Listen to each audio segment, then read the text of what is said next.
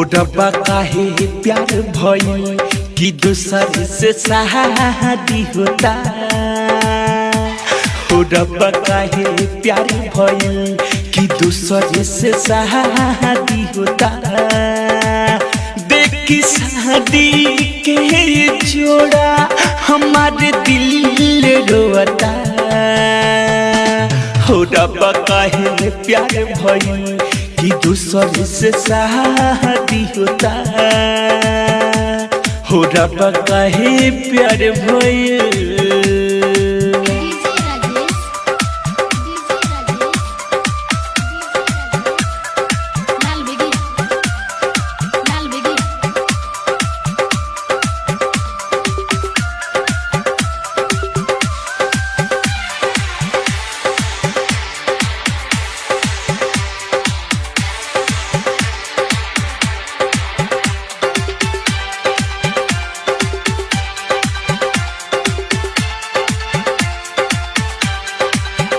दिल देके वो दिल तोड़ली हो, कैसे दूसरा से रिश्ता जोड़ली हो। दिल देके वो दिल तोड़ली हो, कैसे दूसरा से रिश्ता जोड़ली हो। कबो मन करे हम फांसी डाली, कबो मन करे हम जहर खाली। छोड़ के पिजड़ा उड़तारी बन के दिल के तोता। हो रब्बा काहे प्यार भइल कि दूसर से शादी होता। हो रब्बा काहे प्यार भइल।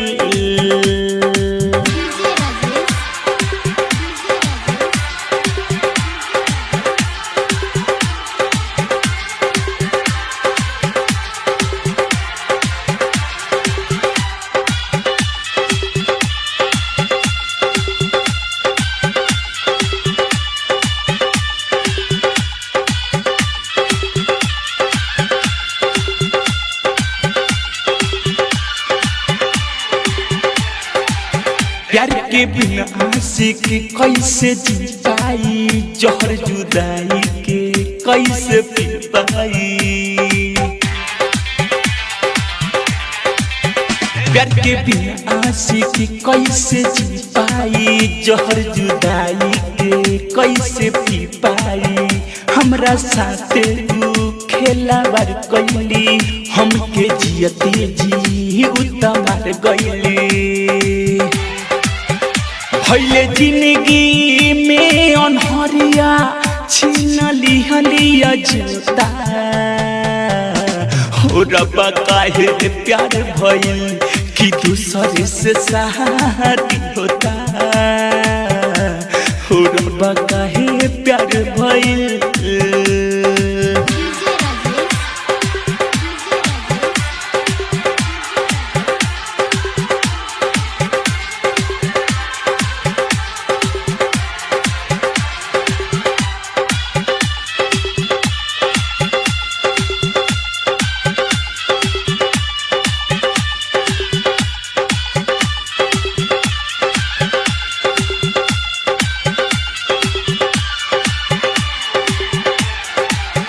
राइटर चंदेश्वर अजय बिहारी हो, उनका बिन जिंदगी कैसे गुजारी हो।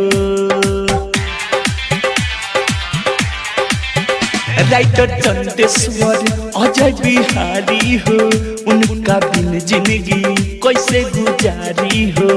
राही रामधार से होता शादी हो, अलबेला अशोक बराबादी हो।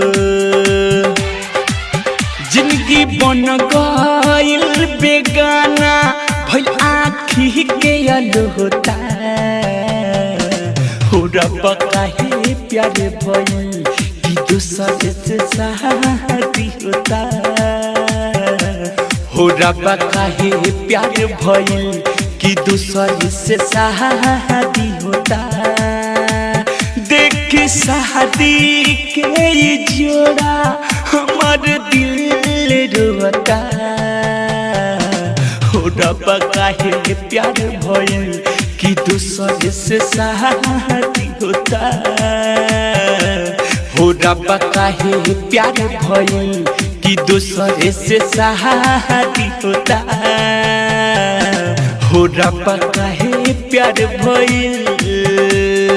Diamond recording studio. अगर आपने अभी तक हमारे YouTube चैनल में सब्सक्राइब नहीं किया है तो